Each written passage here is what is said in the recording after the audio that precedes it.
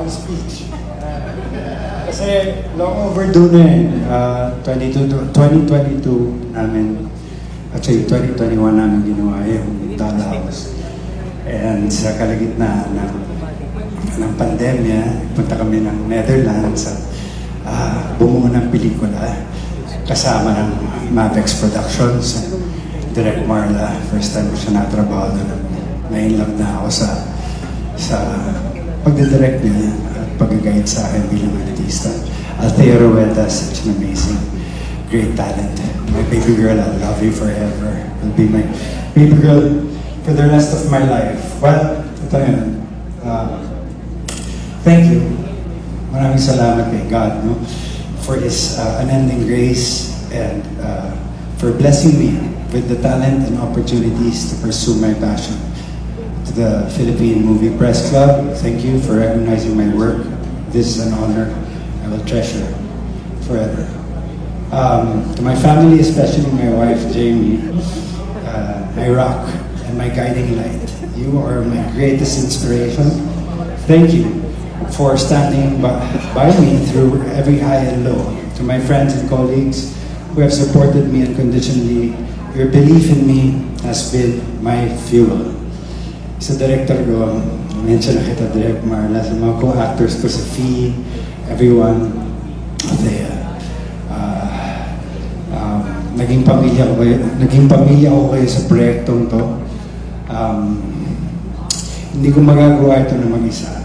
Ang award na to ay para sa atin lahat, lalo na sa inyo, Direct.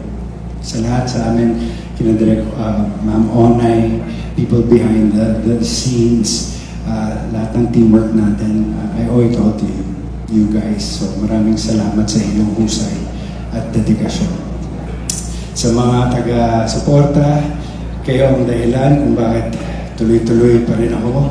Salamat sa walang sawang suporta. Sa pagmamahal at sa pag-intindi sa lahat ng pinagdaanan ko. Thank you, Lord, nandito pa rin ako. At sobrang mahal na mahal ko talaga itong industriya natin, itong pag-arte. At lalo na ngayon na nag-i-improve na rin, no? I'm maturing to be, like God is preparing me, has been preparing me to be the best version of myself. And I'm so grateful na lately, mga katrabaho ko, makikita ko yung paghihila nila sa akin pangan sa bawat proyektong ginagawa ko ngayon sa Star Creatives, sa kapamilya. Maraming salamat sa inyo.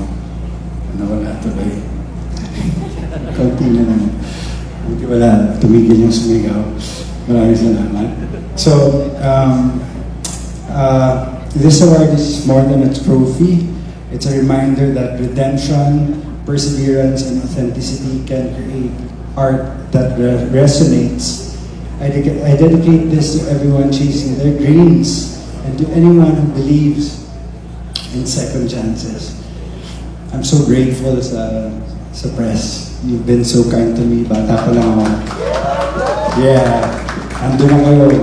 Nagsimula pa lang ako. I was probably 12, 13. Mama Leo, sumalangit. Paluluwa mo, I love you so much. I miss you. Sir Mel, everyone na nakasubaybay sa aking buhay. Pumapasyal pa nga kayo sa bahay ko noon. Di ba, natatandaan niyo yung 1997, luma ako ng tao. So, let's continue telling stories that inspire, heal, and bring us closer to one another. Muli, maraming salamat sa PNPC and good night. God bless. Thank you so much.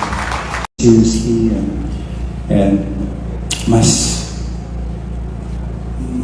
naintindihan ko na ngayon kung para saan, kung bakit ako plinase ni God dito.